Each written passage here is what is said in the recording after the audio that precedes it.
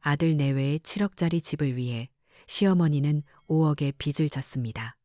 하지만 그녀에게 돌아온 것은 차가운 멸시와 모진 수모뿐이었죠.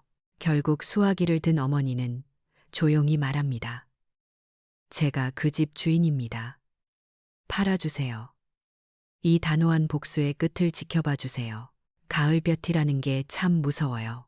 사람 마음을 괜히 들뜨게 만들었다가 또 금세 서늘하게 식혀버리거든요. 올해도 우리 충주 과수원에는 볕이 참 좋았어요. 제 손으로 한평생을 가꿔온 이 땅에서 사과들은 어쩜 이리 탐스럽게도 익어가는지.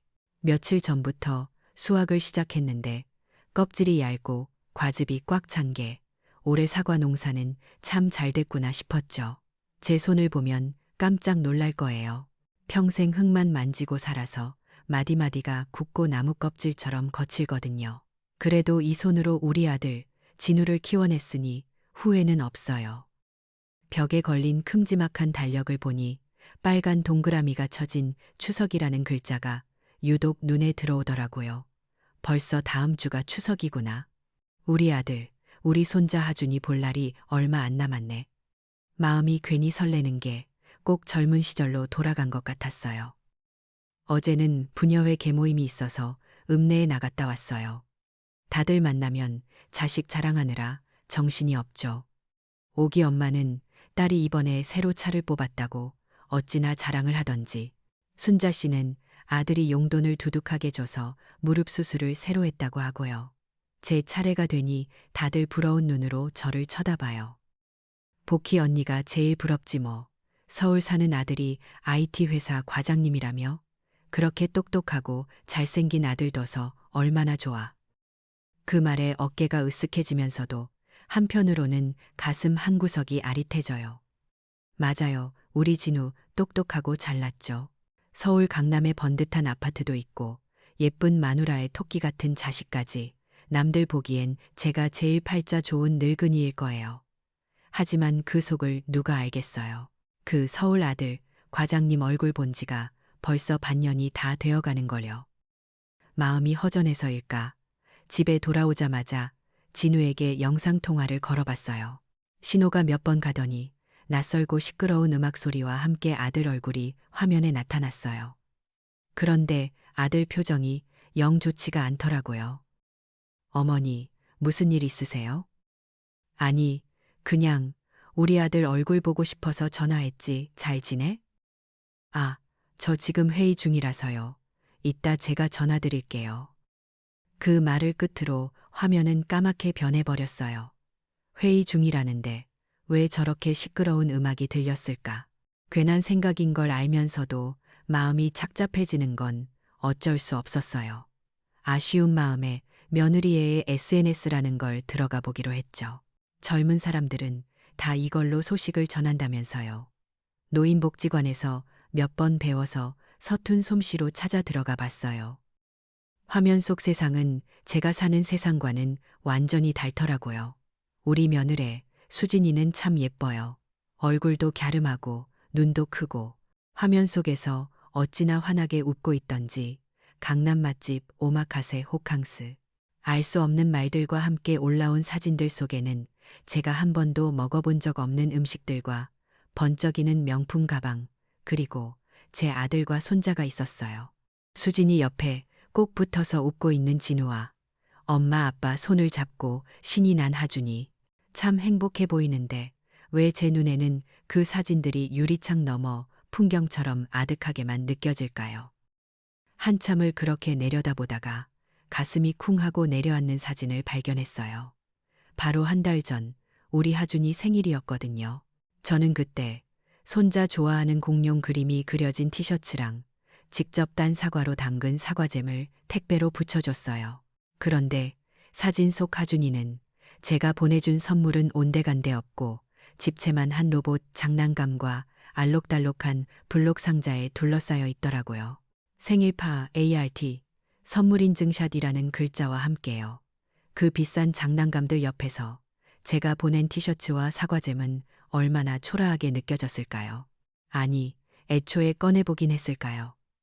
씁쓸한 마음을 감출 수가 없었어요. 추석이 코앞으로 다가오니 마음이 더 바빠졌어요. 서울 올라가는 버스표를 예매해야 하는데 이놈의 스마트폰이라는 건 왜 이렇게 어려운지 모르겠어요. 화면은 작은데 글씨는 깨알 같고 누르라는 건 또 왜 이렇게 많은지 몇 번을 낑낑대다가 결국 옆집 사는 총각에게 부탁해야 했어요. 어르신, 이거 그냥 여기 누르고 카드 번호만 넣으면 돼요. 말은 쉬운데 제게는 너무나 어려운 일이었죠. 젊은 총각 앞에서 괜히 무식한 늙은이가 된 것 같아 얼굴이 화끈거렸어요. 그래도 아들하고 손자 볼 생각에 금세 기분이 좋아졌어요. 읍내장에 가서 진우가 어릴 때부터 제일 좋아하던 잡채랑 갈비찜에 들어갈 재료들을 샀어요. 당면은 꼭 옛날 방식으로 만든 거여야 하고 시금치는 뿌리가 붉고 단맛이 도는 걸로 골라야 해요. 갈비는 마블링이 자르르한 제일 좋은 부위로 끊었죠. 장바구니가 묵직해질수록 제 마음은 솜털처럼 가벼워졌어요. 그리고 제일 중요한 선물이 남았죠. 우리 하준이 선물. 읍내에 하나밖에 없는 장난감 가게를 며칠 동안 들락날락했어요. 요즘 애들 사이에서 제일 인기 있다는 레고가 있는데 한정판이라 구하기가 하늘의 별 따기라고 하더라고요. 가게 주인 아저씨한테 몇 번이나 부탁해서 겨우 하나 남은 걸 구해냈어요. 할머니, 이거 구하느라 애먹었어요. 손주가 엄청 좋아하겠네. 그 말에 돈이 하나도 아깝지 않았어요. 예쁜 포장지에 쌓인 레고 상자를 품에 안으니 벌써부터 하준이가 기뻐서 방방 뛸 모습이 눈에 선했거든요. 이 맛에 자식 키우고 손주 사랑하는 거겠죠. 서울로 떠나기 전날 밤이었어요. 저는 과수원 뒤편 남편이 묻혀있는 작은 언덕으로 올라갔어요. 봉긋한 무덤 앞에 사과 몇 알을 내려놓고 한참을 말없이 앉아 있었죠.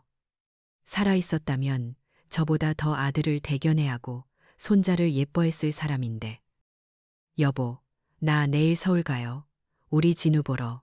당신 아들 아주 늠름한 과장이 됐어요. 당신이 봤으면 얼마나 좋아했을까. 내가 우리 진우 잘 키운 거 맞겠죠.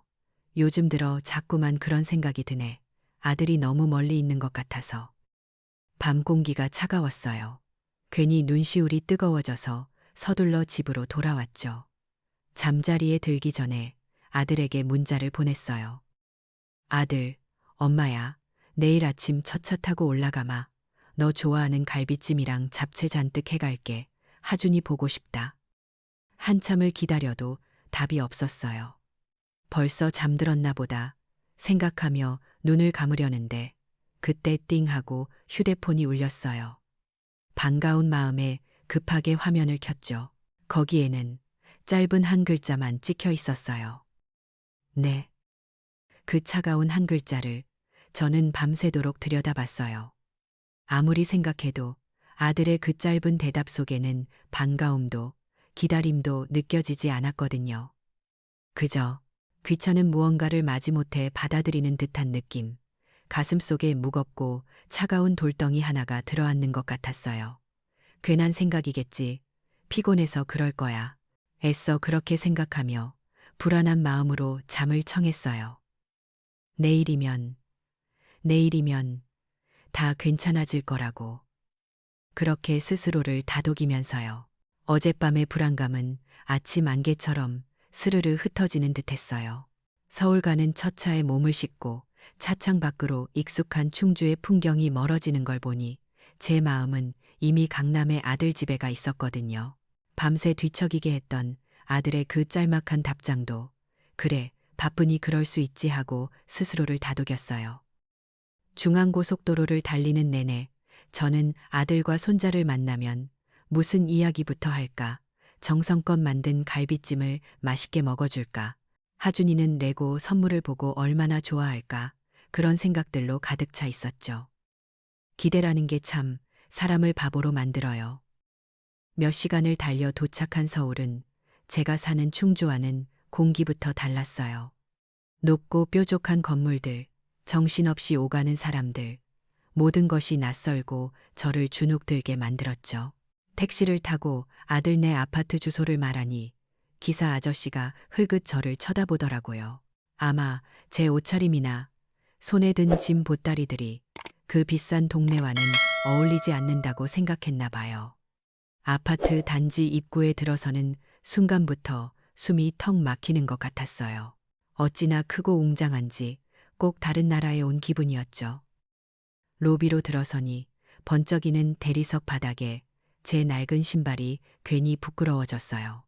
말끔하게 정장을 차려입은 경비원이 저를 아래 위로 훑어보며 어디에 왔냐고 묻더군요. 몇 동 몇 호의 아들 보러 왔다고 말하니 그제야 의심의 눈초리를 거두더라고요.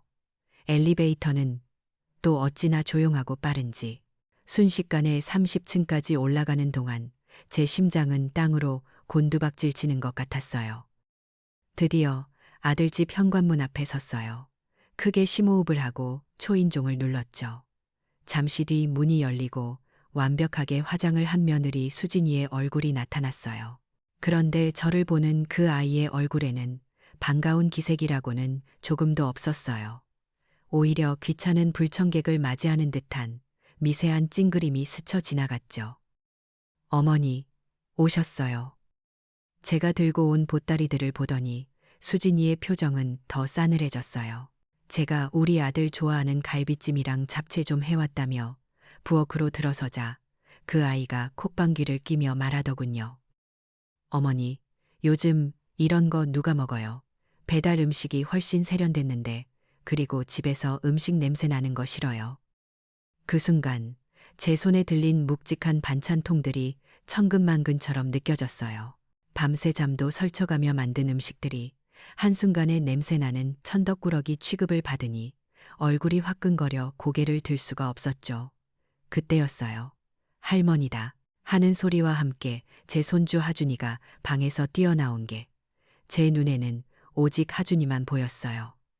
이 녀석, 그새 또 얼마나 컸는지. 하준아, 우리 강아지. 할미가 깎아 사왔지. 저는 반가운 마음에 하준이를 껴안으려 했지만 아이는 제 품을 쏙 빠져나가 제가 들고 온 레고 상자로 달려갔어요. 제가 할머니한테 뽀뽀 한번 해줘야지 하고 말했지만 아이는 들은 척도 않고 포장지를 북북 찢기 시작했죠. 고맙다는 말 한마디 없이 레고 상자를 들고 제 방으로 쏙 들어가 버리는 손주의 뒷모습을 보며 저는 그 자리에 못 박힌 듯 서 있어야 했어요. 수진이의 말보다 손주의 이 무심한 행동이 제 가슴을 더 아프게 찔렀어요. 저녁 식사 시간은 그야말로 가시방석이었어요. 대신 식탁 위에는 제가 이름도 모를 알록달록한 배달 음식들이 차려졌어요. 저는 어색한 분위기를 풀어보려고 과수원 이야기를 꺼냈어요. 올해 사과가 얼마나 달고 맛있는지, 옆집 순자네는 아들이 뭘 해줬다더라, 그런 시골 늙은이의 소소한 이야기들 말이에요. 하지만 아무도 제 이야기에 귀를 기울이지 않았어요. 진우는 그저 묵묵히 밥만 먹었고 수진이는 스마트폰만 뚫어져라 쳐다보고 있었죠. 그러더니 갑자기 수진이가 숟가락을 내려놓고는 아, 맞다. 저 잠시 후에 라이브 방송해야 해요. 팔로워 분들이랑 약속해서 라고 말하는 거예요. 그러고는 정말로 방으로 들어가 버렸어요. 거실에는 어색한 침묵만이 남았죠. 아들 진우는 제 눈을 피하며 괜히 텔레비전만 켰어요. 아내와 어머니 사이에서 이 녀석은 언제나처럼 방관자이길 택했죠. 식사가 끝나고 저는 용기를 내서 조심스럽게 물었어요. 진우야, 오늘 밤에 엄마 여기서 하룻밤만 자고 가도 될까? 내일 아침 일찍 내려갈게. 그 순간 진우의 표정이 굳어지는 게 보였어요. 마침 방에서 나온 수진이가 그 말을 들었는지 얼음장처럼 차가운 얼굴로 저를 쏘아보더군요. 그 아이는 한치의 망설임도 없이 말했어요. 어머니, 저희도 저희 생활이 있어요. 갑자기 오셔서 주무시면 저희 계획은 뭐가 돼요? 미리 연락을 주셨어야죠. 그 싸늘한 거절에 저는 아무 말도 할 수가 없었어요. 하지만 그게 끝이 아니었죠. 수진이는 제 얼어붙은 얼굴을 보며 마지막 비수를 꽂았어요. 여기가 호텔인 줄 아세요? 막차 아직 남았으니 돌아가세요. 호텔, 그 한마디가 제 머릿속을 윙윙 맴돌았어요. 여기가 어떤 곳인데, 제가 어떻게 마련한 집인데, 그 말이 목구멍까지 차올랐지만 저는 입을 뗄 수가 없었어요. 그 순간 몇 년 전에 그 끔찍했던 기억이 눈앞에 파노라마처럼 펼쳐졌거든요. 진우가 수진이를 처음 데리고 왔던 날이었어요. 상견례 자리였죠. 수진이는 처음부터 제 거친 손을 경멸의 눈으로 쳐다봤어요. 시골에서 과수원 한다는 제 소개에 입꼬리를 살짝 비트는 걸 저는 똑똑히 봤어요. 그리고 결혼 이야기가 오가자 그 아이는 본색을 드러냈죠. 진우를 통해 제게 전해진 그 아이의 말은 부탁이 아닌 협박이었어요. 어머니, 수진이가요. 강남에 7억짜리 아파트 아니면 결혼 안 하겠대요. 자기 SNS 팔로워들도 있고 체면이 있어서 도저히 다른 곳에서는 시작할 수 없다고. 기가 막혔지만 하나뿐인 아들이 파혼이라도 당할까봐 저는 결국 그 말도 안 되는 요구를 들어주기로 했어요. 평생 모은 5천만 원을 내놓고 그래도 턱없이 부족해서 결국 남편의 피땀이 밴 유품인 과수원의 절반을 팔아야 했어요. 그걸로도 모자라 지금 제가 사는 집과 남은 과수원마저 담보로 잡히고 제 이름으로 5억 원을 대출받았죠. 그렇게 제 모든 것을 내어주고서야 아들은 겨우 결혼식을 올릴 수 있었어요. 결혼이라는 그 족쇄가 제 목을 그렇게 조여왔던 거예요. 어머니, 듣고 계세요? 수진이의 날카로운 목소리에 저는 겨우 현실로 돌아왔어요. 정신을 차려보니 저는 이미 현관문 앞에 서 있더군요. 진우는 죄인처럼 고개를 숙인 채 신발장만 쳐다보고 있었고 수진이는 팔짱을 낀 채 어서 나가라는 듯 저를 재촉하고 있었어요. 결국 저는 아무 말도 못하고 쫓겨나듯 그 집을 나와야 했어요.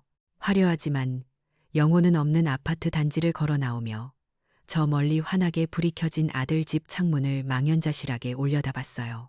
제가 사준 저 집, 하지만 제가 들어갈 수 없는 저 집. 밤늦은 동서울 터미널은 스산하기 짝이 없었어요. 듬성듬성 앉아있는 지친 사람들 사이 차가운 플라스틱 의자에 몸을 구기고 앉았죠. 제 옆에는 결국 주인에게 가보지도 못한 음식 꾸러미와 거실에 버려져 있던 레고 상자가 놓여 있었어요. 그걸 보니 참았던 눈물이 왈칵 쏟아졌어요. 서러워서, 분해서, 그리고 너무나 비참해서. 한참을 그렇게 울었을까요? 눈물이 마르자 뜨거웠던 가슴이 얼음처럼 차갑게 식어갔어요. 슬픔이 있던 자리에 무언가 다른 감정이 들어차기 시작했죠. 그건 분노였어요. 차갑고 단단한 칼날 같은 분노. 저는 제 손에 들린 이제는 차갑게 식어버린 갈비찜통을 내려다봤어요. 그리고 결심했죠. 그래, 너희들 뜻대로 해줄게. 대신 내가 줬던 모든 걸 남김없이 되돌려 받아야겠다. 그날 밤 충주로 내려오는 심야버스 안에서 저는 더 이상 울지 않았어요. 그날 밤 충주로 돌아오는 버스에서 저는 한숨도 자지 못했어요. 차창 밖으로 스쳐 지나가는 까만 어둠을 보며 제 마음속에도 똑같은 어둠이 내리는 걸 느꼈죠. 서울에 갈 때의 설렘과 기대는 온데간데 없고 뺨에 남은 아들의 손자국과 며느리의 차가운 목소리만이 메아리처럼 맴돌았어요. 집에 도착해 불도 켜지 않은 채 저는 툇마루에 주저앉아 동이 터오는 것을 멍하니 바라봤어요. 분노보다는 깊고 깊은 무력감이 온몸을 짓눌렀어요. 내 평생을 바쳐 키운 아들에게 내가 모든 걸 내어준 그 집에서 그렇게 쫓겨나다니. 며칠 동안은 밥도 넘어가지 않고 잠도 오지 않았어요. 넋 나간 사람처럼 과수원을 서성이다가 남편의 묘소 앞에 주저앉아 하염없이 울기만 했죠. 그러던 어느 날이었어요. 밥은 안 먹어도 약은 챙겨 먹어야 한다는 생각에 협탁 위에 놓인 약봉지를 집어들다가 문득 휴대폰 화면을 보게 됐어요. 잠금 화면에는 활짝 웃고 있는 우리 손자 하준이의 사진이 있었죠. 작년에 제가 찍어준 사진이었어요. 그 해맑은 얼굴을 보는 순간 가슴속에서 무언가 뜨거운 것이 울컥 치밀어 오르더군요. 저 아이는 아무 잘못이 없는데 내가 이대로 무너져 버리면 저 아이는 앞으로도 저런 괴물 같은 부모 밑에서 뭘 배우고 자랄까. 그 생각이 들자 정신이 번쩍 들었어요. 복수. 그래, 복수를 해야 해. 하지만 어떻게? 서울에 있는 그 영악한 것들을 이 시골 늙은이가 어떻게 상대한단 말인가. 그때 읍내 게시판에 붙어 있던 포스터 하나가 떠올랐어요. 어르신들을 위한 스마트폰 교실. 그동안은 늙은이가 뭘 그런 걸 배우냐며 지나쳤는데 그날따라 그 글씨가 제 눈에 밝히더군요. 그래, 적을 알려면 적이 쓰는 무기를 알아야지. 저는 그 길로 읍내 노인복지관으로 달려가 스마트폰 교실에 등록했어요. 처음에는 정말 죽을 맛이었어요. 돋보기를 써도 잘 보이지 않는 작은 글씨들, 눌러도 반응 없는 화면, 알 수 없는 외계어 같은 용어들. 저보다 나이가 많은 할머니들도 곧잘 따라하는데 유독 제 손은 굼뜨기만 했죠. 젊은 강사는 친절했지만 가끔씩 저를 보며 짓는 안타까운 표정에 자존심이 상하기도 했어요. 하지만 저는 포기할 수 없었어요. 밤에는 집에 와서 캄캄한 방 안에서 낮에 배운 것을 몇 번이고 복습했어요. 오직 하나의 목표, 며느리 수진이의 SNS라는 것을 내 눈으로 직접 확인하겠다는 생각뿐이었죠. 몇 주가 흘렀을까요?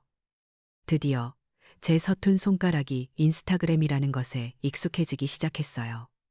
그리고 마침내 수진이의 계정을 찾아냈죠. 화면을 가득 채운 화려한 사진들을 보는 순간 저는 다른 세상에 와 있는 것 같았어요. 반짝이는 명품 가방, 보기에도 비싸 보이는 레스토랑의 음식들, 해외의 아름다운 풍경. 그리고 그 모든 사진의 배경은 바로 제가 피눈물을 흘리며 사준 강남의 그 아파트였어요. 한참을 넋을 잃고 화면을 넘기던 저는 숨을 헛들이켰어요. 집들이 강남 라이프라는 글자와 함께 올라온 여러 장의 사진들. 낯선 사람들이 북적이는 거실, 웃고 떠드는 사람들 속에서 제 모습은 어디에도 없었어요. 저는 그 집에 단 한 번도 초대받지 못했으니까요. 그런데 그 사진들 속에서 유독 눈에 익은 얼굴들이 보였어요. 바로 제 사돈, 수진이의 부모였죠. 그런데 무언가 이상했어요. 그들은 손님이라기엔 너무나 편안해 보였거든요. 소파에 기대 앉아 텔레비전을 보고 베란다에 화초에 물을 주고 심지어는 잠옷 바람으로 주방에 서 있는 사진까지. 그 순간 과거 수진이가 무심코 뱉었던 말이 퍼즐 조각처럼 맞춰졌어요. 저희 부모님, 집 수리 중이라 잠시 저희 집에 와 계세요. 잠시? 아니었어요. 그들은 그 집에 아예 눌러 앉았던 거예요. 그 집의 새로운 주인처럼 행세하면서 손이 부들부들 떨렸어요. 저는 미친 사람처럼 더 많은 진실을 찾아 헤맸어요. 화면을 위로, 더 위로 올리며 과거의 기록들을 파헤쳤죠. 수진이의 블로그라는 곳까지 찾아 들어갔어요. 거기에는 더 가관인 글들이 가득했어요. 새로 산 명품 가방 사진 밑에는 시어머니 찬스, 진우가 차를 바꾼 날에는 남편 능력남 같은 해시태그가 버젓이 달려 있었죠. 기가 막혀서 헛웃음이 나왔어요. 시어머니 찬스? 정작 그 시어머니는 너희가 단 한 번도 내주지 않는 5억 대출 이자를 갚기 위해 허리가 휘도록 사과 상자를 나르고 있는데 그러다 제 심장을 먹게 하는 게시물을 발견하고야 말았어요. 2달 전쯤이었을까요? 진우에게서 전화가 왔었어요. 금방이라도 울음이 터질 듯한 목소리로 회사에서 구조조정을 당해 강등이 됐다는 거였어요.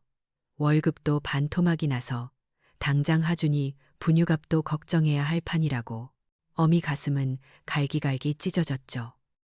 저는 그날 밤 잠 한숨 못 자고 고민하다가 제 노후를 위해 꽁꽁 숨겨두었던 마지막 적금 통장을 깼어요. 제 마지막 보루였던 그 돈을 아들 녀석에게 전부 보내줬죠. 그런데 수진이의 SNS에는 바로 그 주에 올라온 사진이 있었어요. 가족여행, 효도 플렉스, 활짝 웃고 있는 사돈 내외와 진우, 그리고 수진이, 뒤로는 푸른 바다가 펼쳐진 보기에도 호화로운 해외 리조트였어요. 날짜를 확인해 보니 제가 아들에게 돈을 보낸 바로 다음 날이었죠. 제 마지막 남은 목숨 줄이었던 그 돈이 아들 내외와 사돈의 호화로운 여행 경비로 쓰였다는 사실을 깨닫는 순간 눈앞이 캄캄해졌어요.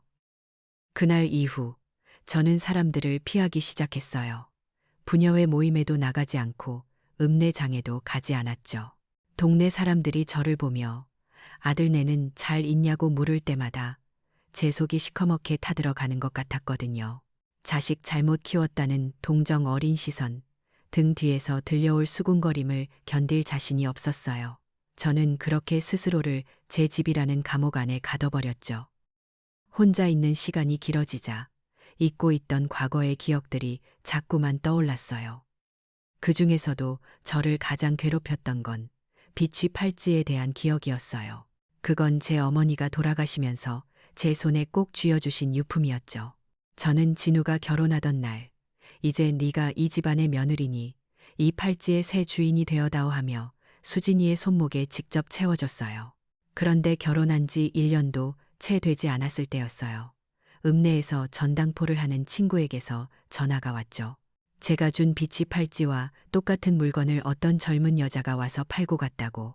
설마 하는 마음에 수진이에게 전화를 걸어 팔찌는 잘 있냐고 물었더니 그 아이는 눈 하나 깜짝 안 하고 거짓말을 하더군요. 여행 갔다가 잃어버렸다고, 죄송하다고. 그때 저는 더 따져 묻지 못했어요. 아들 결혼 생활에 혹여나 흠이라도 갈까봐 그저 제 속만 끓이고 말았죠. 그때 제가 조금만 더 모질게 나갔더라면, 그때 그 아이의 본성을 알아봤더라면 지금의 이 비극은 막을 수 있었을까요? 후회가 파도처럼 밀려왔어요. 그리고 마침내 모든 조각들이 맞춰지던 그날 밤이 왔어요. 저는 캄캄한 방 안에서 제 무릎 위에 놓인 스마트폰 화면만 뚫어져라 쳐다보고 있었어요. 화면의 희미한 불빛이 제 얼굴을 비췄죠. 아들이 사돈에게 허풍을 떨었을 그 모습이 눈에 선했어요. 저희 어머니, 충주의 사과 과수원만 수십억 대예요. 저거 팔아서 더 큰 펜트하우스로 이사 갈 겁니다. 그리고 그 말을 철석같이 믿고 아예 아들 집에 눌러 앉은 사돈 내외, 제 노후 자금을 빼돌려 자신들의 호사를 누린 아들 부부. 이건 실수가 아니었어요. 우연도 아니었죠. 처음부터 계획된 아주 치밀하고 조직적인 사기극이었어요. 저는 그들에게 어머니가 아니었어요. 그저 필요할 때마다 돈을 빼갈 수 있는 현금 인출기였고 비싼 아파트를 사기 위한 담보물에 불과했던 거예요. 그 끔찍한 진실을 깨닫는 순간 제 안에서 무언가 툭 하고 끊어지는 소리가 났어요. 아들에 대한 마지막 연민도, 손자에 대한 애틋함도, 그 모든 감정이 차갑게 제가 되어 사라져버렸죠. 그리고 그 잿더미 속에서 아주 선명하고 날카로운 단 하나의 감정만이 솟아올랐어요. 이제 시작이다. 제 안의 모든 것이 제가 되어버린 그날 밤 이후 저는 며칠을 알아누웠어요. 하지만 그건 슬픔 때문이 아니었어요. 거대한 진실을 마주한 제 몸이 앞으로 다가올 전쟁을 위해 스스로를 단련시키는 시간이었죠. 그리고 추석 이틀 전 저는 자리에서 일어났어요. 마치 아무 일도 없었다는 듯이 원래 계획했던 대로 서울로 갈 채비를 시작했죠. 밤새 고았던 갈비찜과 맛있게 무친 잡채를 반찬통에 담고 손주를 위해 어렵게 구한 레고 상자를 다시 한번 보자기에 쌌어요. 제 마음은 이상할 정도로 고요했어요. 그건 평온이 아니라 모든 것이 끝난 뒤에 찾아오는 적막함이었죠. 서울로 향하는 버스에 앉아 차창 밖을 보는 제 눈에는 더 이상 설렘이나 기대 같은 감정은 담겨 있지 않았어요. 그저 모든 것을 차갑게 관망할 뿐이었죠. 이 길이 내 아들과의 인연을 완전히 끊어내는 마지막 여정이 될 것이라는 걸 직감하고 있었거든요. 제 마음속에는 그래도 혹시나 하는 작은 희망 대신 그들에게 마지막 기회를 주겠다는 생각이 자리 잡고 있었어요. 내 눈으로 직접 보고 내 귀로 직접 들어야 했어요. 그들이 얼마나 괴물인지, 그래야 제가 앞으로 저지를 일에 대해 한치의 망설임도 없을 테니까요. 아들 집에 도착했을 때 모든 것은 제가 예상했던 그대로였어요. 며느리 수진이의 싸늘한 표정, 제가 내민 음식 보따리를 보며 짓던 그 경멸 어린 표정까지도요. 그 아이는 제게 말했죠. 요즘 이런 촌스러운 걸 누가 먹냐고, 배달 음식이 훨씬 세련됐다고. 예전 같았으면 가슴이 무너졌을 그 말에 저는 그저 속으로 그래, 그렇겠지 하고 대꾸할 뿐이었어요. 저녁 식사 자리. 제 앞에는 제가 만든 음식이 아닌 정체 모를 배달 음식들이 놓여 있었어요. 저는 마지막 힘을 다해 마치 아무것도 모르는 순진한 시골 늙은이처럼 그들에게 말을 걸었어요. 그리고 마침내 제가 기다렸던 그 순간이 왔죠. 제가 하룻밤만 묵고 가겠다고 말했을 때 수진이의 얼굴이 얼음장처럼 굳어지며 그 말을 뱉었어요. 여기가 호텔인 줄 아세요? 바로 그 순간이었어요. 제 안에 무언가가 완전히 끊어지는 소리가 들린 게 저는 더 이상 참지 않았어요. 제 목소리는 처음에는 분노로 떨렸지만 이내 강철처럼 단단해졌죠. 그래, 여긴 호텔이 아니지. 여긴 내가 내 전 재산을 털고 내 남편의 목숨값과도 같은 과수원을 팔고 내 이름으로 5억 원을 대출받아 사준 내 집이다. 제 말에 거실의 공기가 순식간에 얼어붙었어요. 수진이의 얼굴은 하얗게 질렸고 소파에 앉아있던 사돈 부부는 당황한 기색이 역력했죠. 저는 말을 멈추지 않았어요. 내가 지난 몇 년간 너희 대신 그 5억의 이자를 내느라 허리가 휘는 동안 너희는 여기서 무얼 했지? 내가 한 번도 초대받지 못한 집들이를 하고 너희 부모님을 모셔와 살게 했더구나. 그것도 모자라. 내 아들은 이 어미에게 회사에서 잘렸다고 거짓말을 해서 내 마지막 노후 자금까지 뜯어갔지. 그래놓고는 그 돈으로 내 부모님 모시고 해외여행을 다녀와? 모든 것이 폭로되자 아들 진우의 얼굴은 핏기 하나 없이 변했어요. 특히 장모님 앞에서 자신의 모든 치부가 드러나자 그는 이성을 완전히 잃어버렸죠. 그는 자리에서 벌떡 일어나 제게 소리쳤어요. 어머니, 제발 제 체면도 좀 생각해 주세요. 왜 저를 이렇게 창피하게 만드세요? 체면, 그놈의 체면. 제 가슴을 갈기갈기 찢어놓고 제 등을 휘게 만든 아들이 이제 와서 제게 체면을 이야기하고 있었어요. 그 순간 진우의 손이 허공을 갈랐고 짝하는 소리와 함께 제 고개가 돌아갔어요. 왼쪽 뺨이 불에 댄 것처럼 뜨거워졌죠. 제 아들이 저를 때린 거예요. 그는 거기서 멈추지 않았어요. 저를 현관문 쪽으로 거칠게 밀치며 악을 썼죠. 제 미래를 생각해 주실 수 없다면 오늘 이 집에 어머니가 계실 곳은 없습니다. 쾅 하는 소리와 함께 문이 닫혔어요. 그 문이 닫히는 순간 제 마음속에서 아들을 향한 마지막 미련과 모성애 또한 산산조각 나부서져 내렸어요.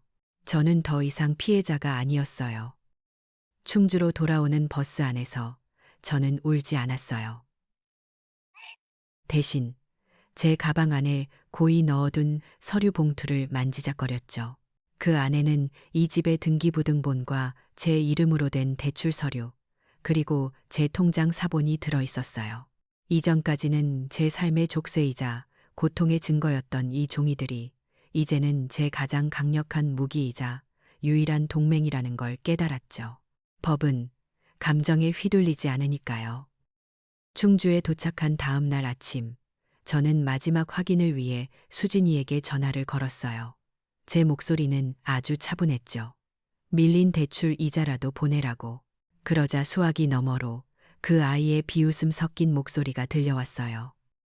어머니, 집을 완전히 사주신 것도 아니면서 생색은 왜 내세요? 대출받은 사람이 이자 내는 건 당연한 거 아니에요? 그 말을 듣는 순간 복수의 마지막 방아쇠가 당겨졌어요. 저는 더 이상 망설일 필요가 없었죠. 저는 전화를 끊고 노인복지관에서 배웠던 그대로 스마트폰으로 인터넷을 켰어요. 검색창에 또박또박 글자를 쳤죠. 서울 강남 아파트 전문 부동산. 수많은 업체들 중에서 가장 후기가 좋고 신뢰가 가는 곳을 골라 번호를 눌렀어요. 네, 강남 제1부동산입니다. 수화기 너머로 젊은 남자의 목소리가 들려왔어요. 저는 21번 고르고 제 평생에서 가장 단호하고 차가운 목소리로 말했어요. 서초동 아파트 매매건으로 전화드렸습니다. 제가 그 집 집주인입니다. 부동산 중개인은 갑작스러운 매물 소식에 반색을 표했죠. 저는 제 요구사항을 정확하게 전달했어요. 금매로 내놓을 겁니다. 시세보다 5천만 원 싸게 올려주세요. 대신 조건이 있습니다. 최대한 빨리 팔아주세요. 전화를 끊고 저는 창밖을 내다봤어요. 제 과수원은 아무 일도 없다는 듯 평화로운 가을 햇살 아래 고요하게 펼쳐져 있었죠.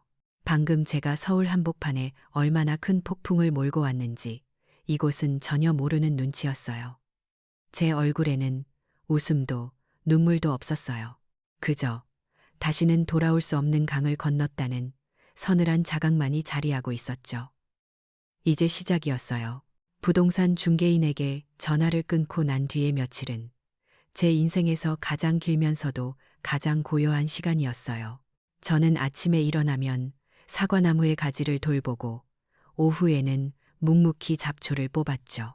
제 마음은 폭풍이 지나간 다음 날의 호수처럼 그 어떤 감정의 파문도 없이 잔잔했어요.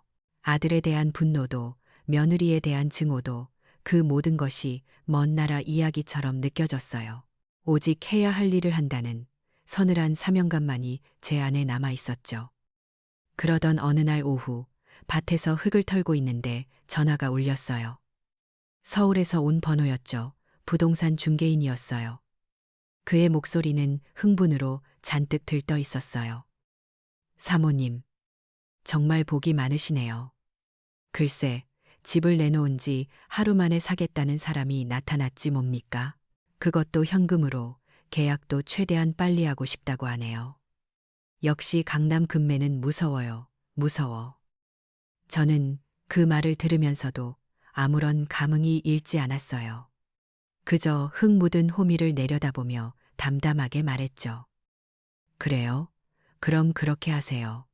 저는 서울까지 갈 시간이 없으니 모든 걸 알아서 처리해 주셨으면 좋겠네요.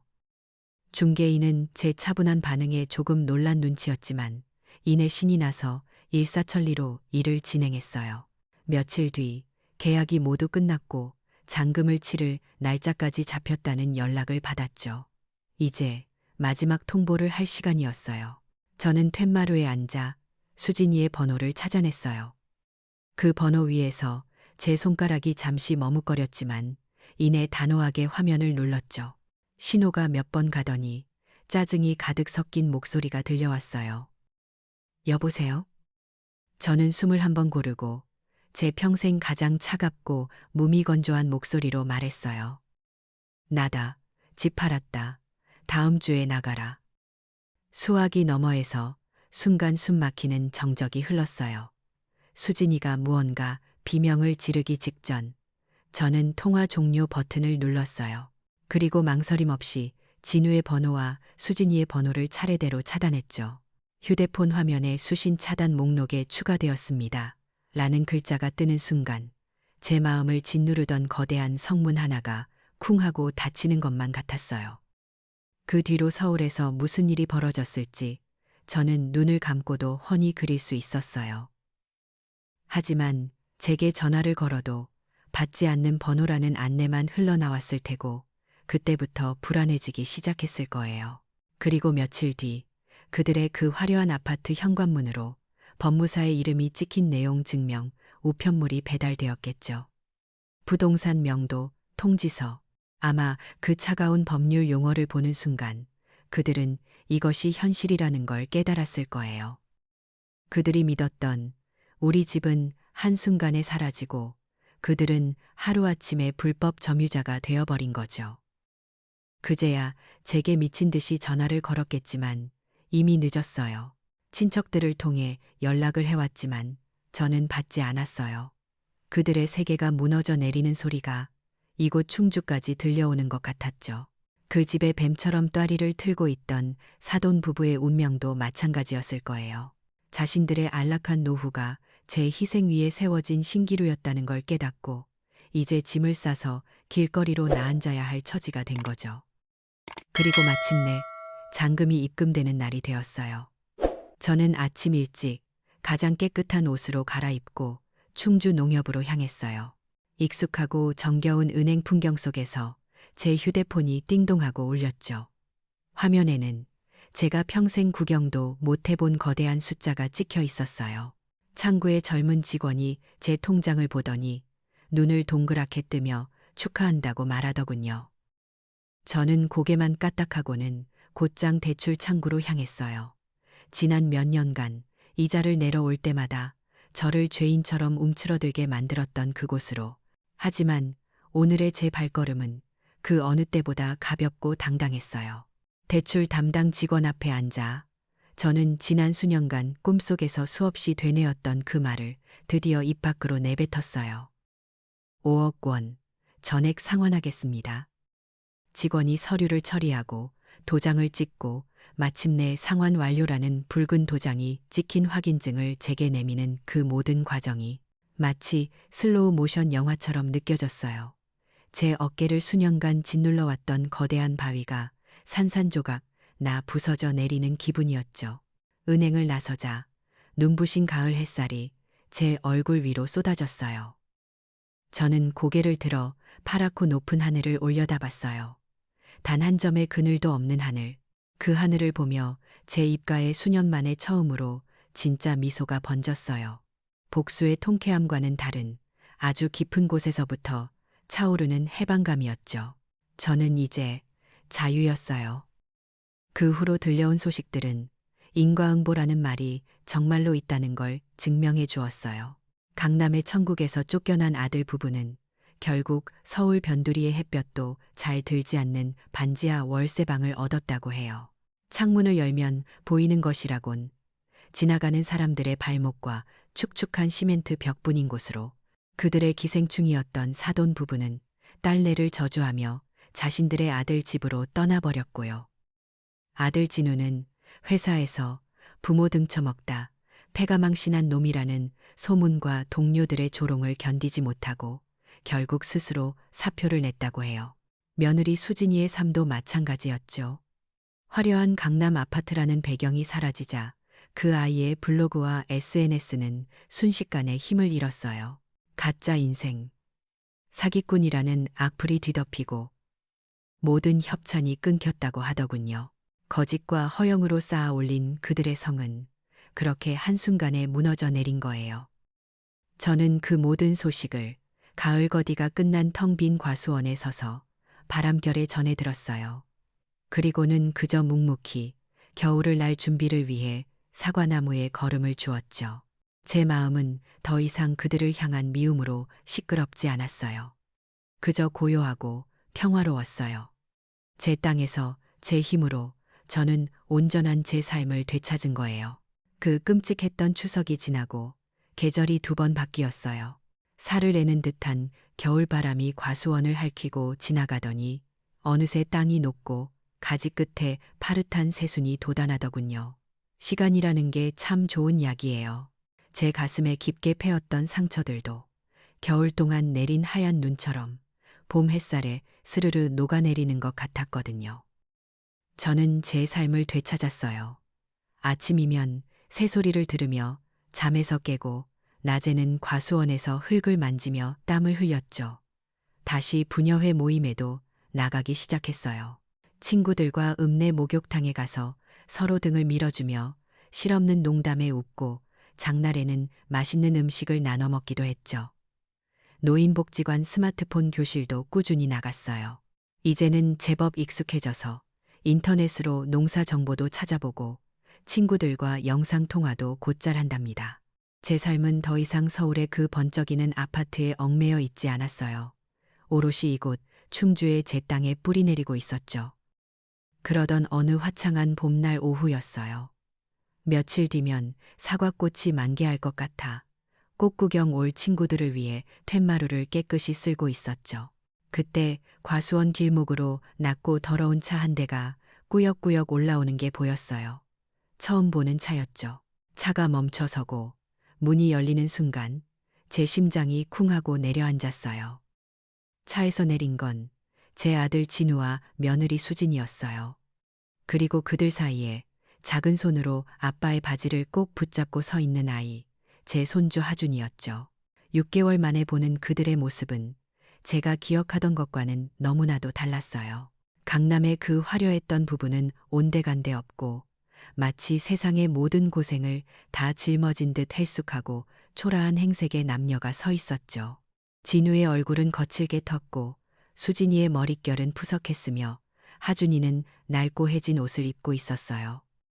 그들은 제 앞에 다가와 아무 말 없이 흙바닥에 무릎을 꿇었어요. 그리고는 약속이라도 한 듯 땅바닥에 머리를 밟고 통곡하기 시작했죠. 잘못했다고, 죽을 죄를 지었다고, 다시는 그러지 않겠다고. 그들의 처절한 울음소리가 고요한 과수원에 울려 퍼졌어요. 솔직히 말하면 그 순간 제 마음은 흔들렸어요. 아무리 모진 일을 겪었어도 제 배 아파 낳은 자식이 저렇게 망가진 모습으로 눈앞에서 우는데 어찌 마음이 돌 같을 수 있겠어요. 특히 제 시선은 겁에 질린 채 서 있는 하준이에게로 향했죠. 아이의 손에는 예전에 제가 사줬던 그 비싼 레고 대신 바퀴 하나가 떨어져 나간 낡은 자동차 장난감이 들려 있었어요. 그 모습을 보는 순간 가슴 한쪽이 아릿하게 저려왔어요. 제가 잠시 말을 잃고 서 있자 아들 진우가 그것을 기회라고 생각했나 봐요. 그는 고개를 들고 눈물 콧물 범벅이 된 얼굴로 저를 올려다봤어요. 그런데 그 눈빛 속에서 저는 진정한 뉘우침이 아닌 절박한 계산을 읽고 말았어요. 그의 눈은 제 얼굴이 아닌 제 뒤에 있는 번듯한 집과 넓은 과수원을 향해 있었거든요. 아니나 다를까 진우는 하준이를 제 앞으로 살짝 밀며 마치 연습이라도 한 듯한 목소리로 애원하기 시작했어요. 어머니, 저희가 정말 잘못했습니다. 평생 속죄하며 살겠습니다. 제발, 딱 한 번만 더 기회를 주세요. 큰 거 바라지 않습니다. 그냥 작은 집이라도 좋으니 이 불쌍한 하준이 생각해서. 바로 그거였어요. 또다시 손주를 방패 삼아 제게 무언가를 요구하는 그 모습, 그 순간 잠시 흔들렸던 제 마음이 차갑게 식어버렸어요.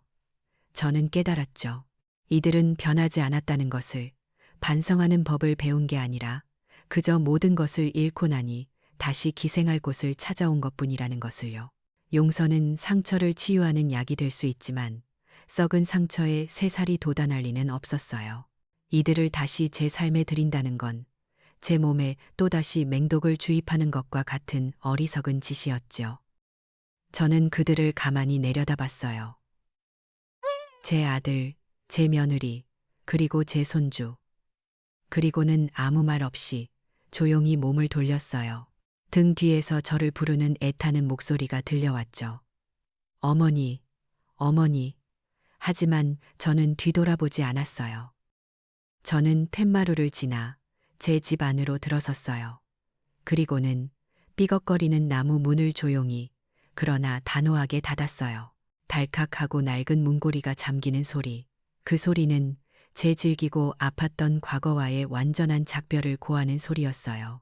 문 하나를 사이에 두고 바깥에서는 절망적인 울음소리가, 안쪽에서는 고요한 평온이 흘렀어요. 몇 달이 더 흘러 과수원에는 완연한 봄이 찾아왔어요. 겨우내 앙상했던 사과나무 가지마다 하얀 눈송이 같은 꽃들이 흐드러지게 피어났죠. 저는 그 눈부신 사과꽃 아래에 부녀의 친구들과 함께 돗자리를 펴고 앉아 있었어요. 갓 부친 파전에 막걸리를 기울이며 우리는 젊은 시절 이야기로 시간 가는 줄 몰랐죠. 제 얼굴에는 더 이상 그 어떤 그늘도 남아있지 않았어요.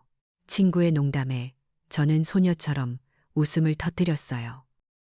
제 자신을 착취하던 그 지독한 관계로부터 완전히 해방되어 저는 제 땅에서 제 힘으로 온전한 제 삶을 살고 있었어요.